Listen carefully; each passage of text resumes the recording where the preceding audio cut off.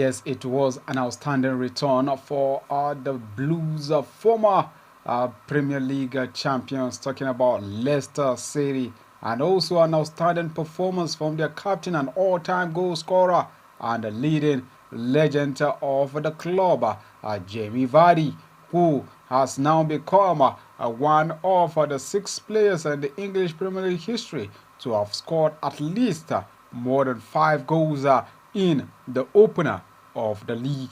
Yes, he sits along many top strikers in the English football who have made that mark. It went on a 1-1 draw between Leicester City and Tottenham Hotspur as the coach Angelo Postecoglou his continuous ways of winning becomes shattered away as they were leading 1-0 through the feet of Pedro Porro, who put on a resounding goal. But the man, the marksman, Jamie Vardy's party over the weekend has begun. A beautiful morning to you and welcome to another moment talking sport right here on your number one star Politics and Business TV. This is Ridwan Musago RMG and I'm saying welcome to PNB Sport. Let's take a quick break and when we come back, we'll be looking more.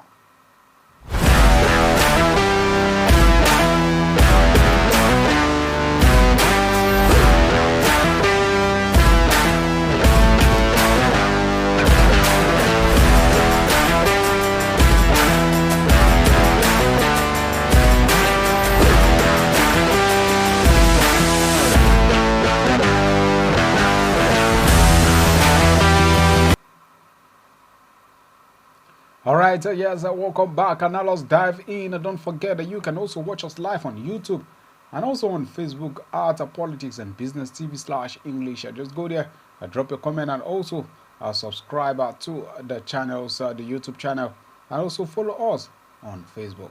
Now, the Wrestling Federation of Nigeria has actually apologized to Nigerians over the poor outing of the Wrestling Federation or the wrestlers in the just concluded Paris Olympics.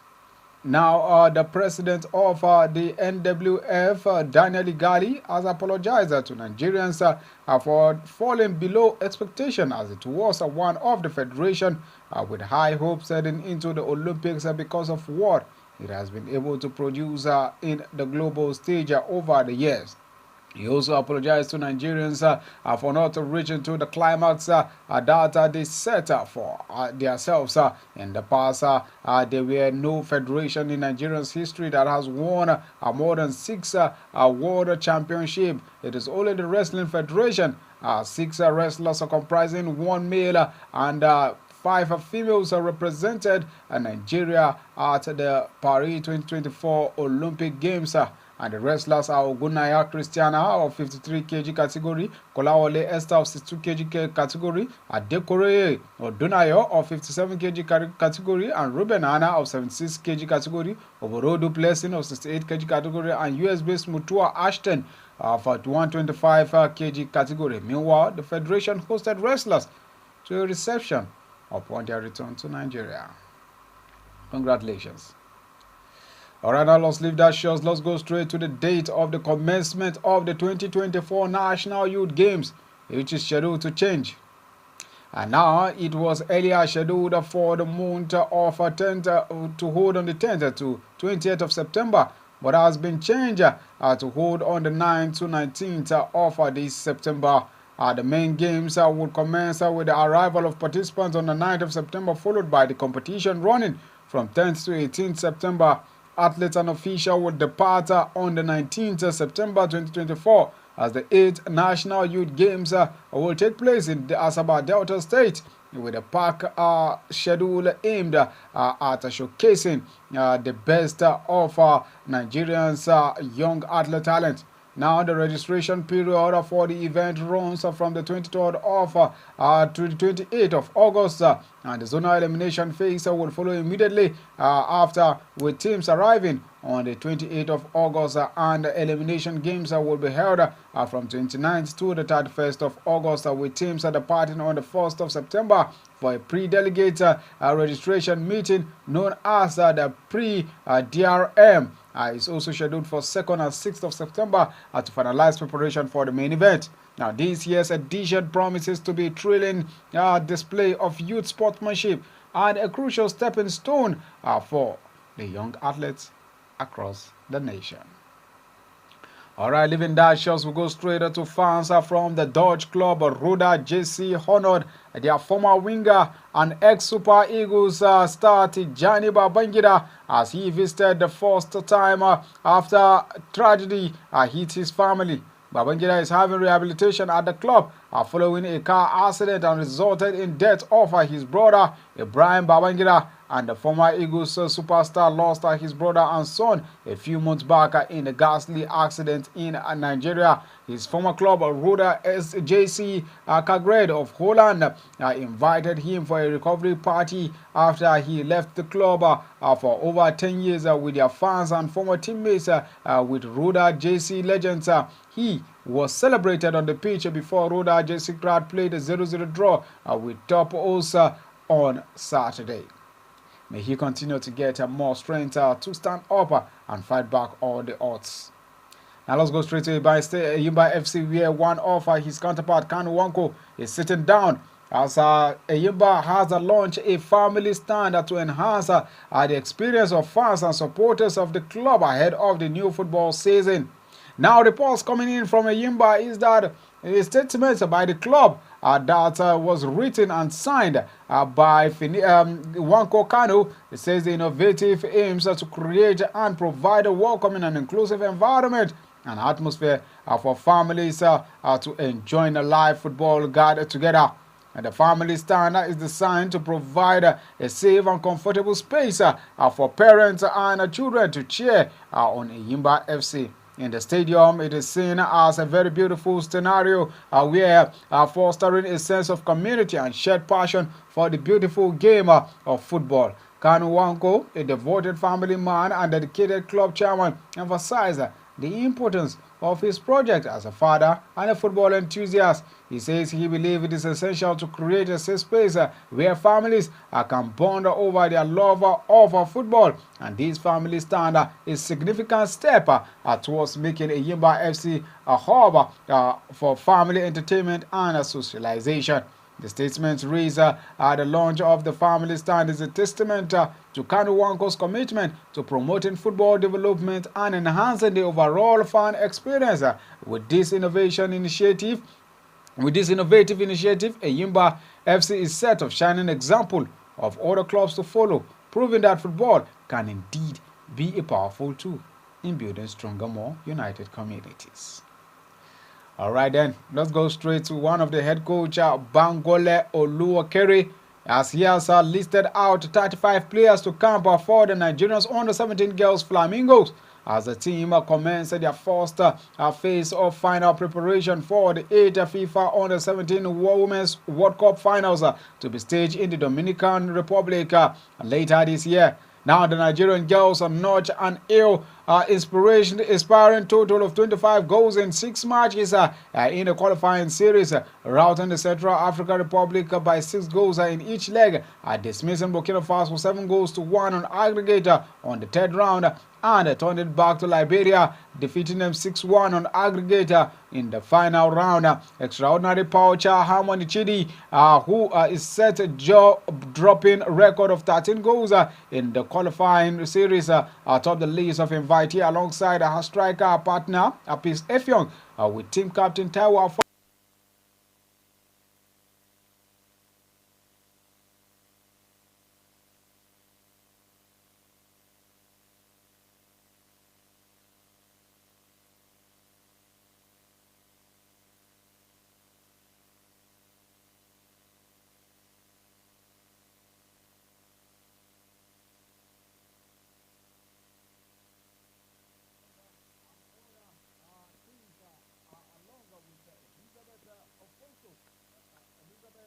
Boniface, Mary Ogenei, Oshun Babes, Juliana Simon, and also Youthsen of Kaduna Defenders, Wala Priska Wachuku, Jumai Adebayo, and also Taiwo among those who will be trailing the shows for the Nigerian under-17 ladies are there. And also we have the likes of Hannah Ibrahim, Avivia Ekezi, or Lolade Isiaka, among others. All right, now let's leave the shows off the female side. Let's go straight to another story coming in from the Nigerian Super Eagles. This time around, the former coach Bora Milutinovic has declared his readiness to come out of his retirement and handle the team to the 2026 FIFA World Cup. The Serbian tactician led the Super Eagles to the 1998 World Cup in France, where they crashed out in the second round to Denmark. The 79-year-old told FIFA that he is far from being retired from the game and is ready to stage a comeback. Football is my passion, he says, and I will follow as many tournaments at any level as I can, whether professional or amateur or age category. Now, coaching is what is in his blood, and he will never understand why people are so obsessed with the age, as he realizes that it is just a number. And that is what the man is saying. But a lot of people have come out to say that the Nigerian Super Eagles demand a more digitalized coach, not a coach who find it difficult to get part. Apart from Nigeria, Boro has also handled Mexico in 1986, Costa Rica in 1990, USA in 94, and China People's Republic in the year 2002. Well, I just hope this is rumors, and let's stick to it as the rumor. Now, the Nigerian Football Federation will reveal head coach of the Flying Eagles on Tuesday. That is today. A chieftain of the federation who pleaded anonymity in the chat says that Monday reveals adding that the campaign of the under-20 WAFOB qualifiers will commence early ahead of the regional competition. Now, the head coach of the Flying Eagles will be announced today in the Nigerian Football Federation's head office, and says that the federation has a scheduled early campaign to resume soon for better performance, he added. Now, the NFF is doing everything to make sure that Nigerian qualify for the CAF Under-20 African Nations Cup and achieve these feats, but must perform well and pick a ticket from the WAFOB Championship. And to this end, the Eagles, the Flying Eagles, will enjoy preparation ahead of the 2024 WAFOB Under-20 Men's Competition, which will start in October 2024 at Lomé. Togo will be the venue for the WAFOB 2020 Under-20 qualifiers to be played between October 17 and October 31st. The WAFOB Under-20 Championship is an association football tournament that is contested between national teams of Zone B of the West African Football Union. The current champions are Nigeria, and the countries under the WAFOB zone includes Nigeria, Togo, Cote d'Ivoire, Ghana, Burkina Faso, the Niger Republic, and the Squares of Benin Republic. Alright, let's quickly go for a quick break, and when we come back, we'll continue and go to Europe to see what's happening over there. We'll be right back.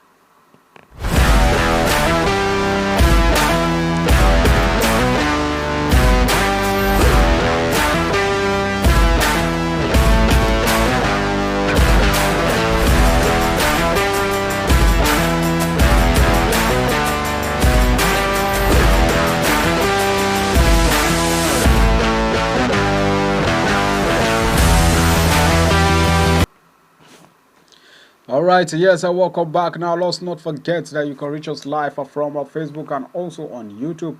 Let's travel to Europe this time around. We'll start up with tennis as world number 1. Jannik Sinner beat France Tiafoe in a straight set in the Cincinnati Open final to claim his 5th title of the season. Now, the 23-year-old Italian who has been struggling with a hip problem won 7-6, 7-4, 6-2 against American Tiafoe after securing the 4th set in tiebreaker. Top seed Sinner wrapped up his latest trophy in 1 hour and 37 minutes. It was a very difficult week, tough week. He says he's very happy about the day's match. Sinner is the youngest men's champion in Cincinnati since Britain's Andy Murray, who won the tournament in 2008 at the age of 21. He added that he felt so amazing on the runway and which he went. Sinner started the year by securing his maiden Grand Slam title at the Australian Open in January, and then followed his Melbourne success with final victory in Rotterdam, Miami, and Hull. And after his triumph in Hoyo on Monday, Sinner turns his attention to the US Open, the final Grand Slam of the year. which starts on Monday at Flushing Meadows. Congratulations to Sina from the Cincinnati. Still maintaining the Cincinnati Cup, the female side, Arnia Zabalega, won her first title since January's Australian Open by powering past Jessica Pegula in the final of the Cincinnati Open. Now the Belarus lady needed 76 minutes to wrap up a 6-3-7-5 victory for the 15th time of her career and 6th of a WTA 1000 level. The result ended in a 9-match win streak for the American Pegula, who defended her Canadian Open last week. Congratulations to the lady. Alright, now let's go back to football. This time around, we'll start up with Italy, where Juventus eSpars a 3-0 victory against Fabregas, a newly promoted Como FC in Thiago Motta's first competitive game in charge. Belgian forward Samuel Mbangula and US winger Timothy Weah both scored in a dominant first half display before Andres Cambiaso added a third in a stoppage time. Now Thiago Motta, who led Bologna to Champions League with a 4th place finished in Serie A last season, joined Juventus following Massimiliano Allegri's departure in the month of May.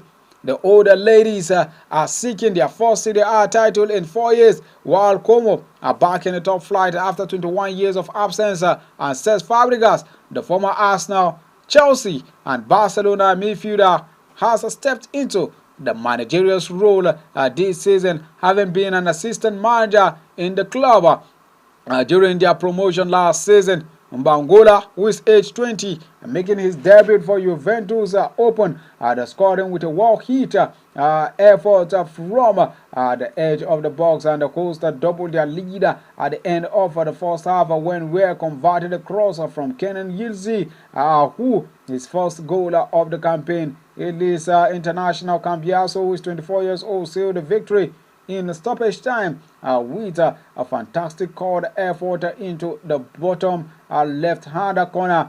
Juventus travels to Verona next week for the Italian Serie A fixtures on the 26th of August, while Como visit Cagliari. Now let's come back to England, where the evergreen Jamie Vardy marked his return to the English Premier League with a goal as promoted Leicester City held Tottenham Hotspur to a draw at the King Power Stadium. Vardy, who turns 37 years old, scored with a host first shot on target, nodding in Abdul Fattah's cross from a close range just before the mark. Now the goals cancelled out Pedro Porro's first half opener for his Spurs side, who had been utterly dominant in the opening 45 minutes and should have been comfortably clear before Vardy's stroke. Now Jamie Vardy, a summer signing Dominic Solanke, who moved to Tottenham Hotspur for a fee that could rise around £65 million, and missed a number of early opportunities to score on his debut. Twice directing team header at Fox goalkeeper Matt Helmsman. Instead, Vardy's equalizer brought Leicester City to the life, and they could have taken all 3 points as Tottenham Hotspur struggled to deal with their energy and enthusiasm. The former England striker could have secured a win himself as he was sent off through on goal, but his low striker was kept out by Guillermo Vicario, and neither side could either find a winner, and it went down in a piece of draw. Well, congratulations to the man there.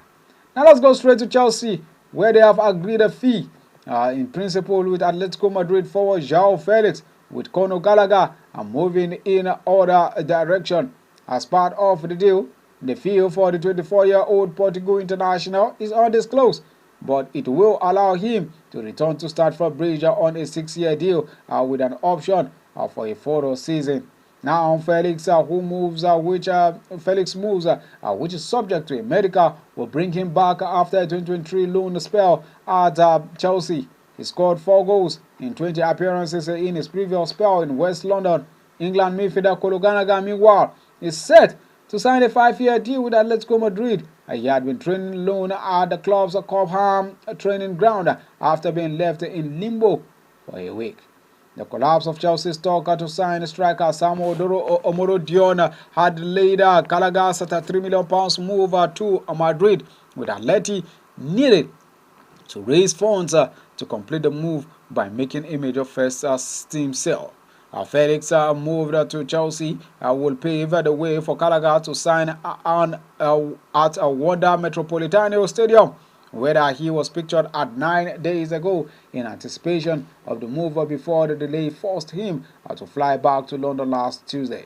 Now, Chelsea would focus on sales of players in the lead up deadline day on the 30th of August, but remain interested in Napoli striker Victor Osimhen as the Italian club continue their effort to sign Romelu Lukaku, who remains on Chelsea's book, but has no future in West London. Napoli says that they have made a second offer to sign Lukaku on loan with a £25.5 million obligation to buy. It is expected to be rejected after falling short of Chelsea's asking price of around £35 million. Alright, still remaining Chelsea and still remaining on this transfer scene. Chelsea and England forward Raheem Sterling has been subjected for an inquiry from Juventus amid uncertainty over his future in the English Premier League.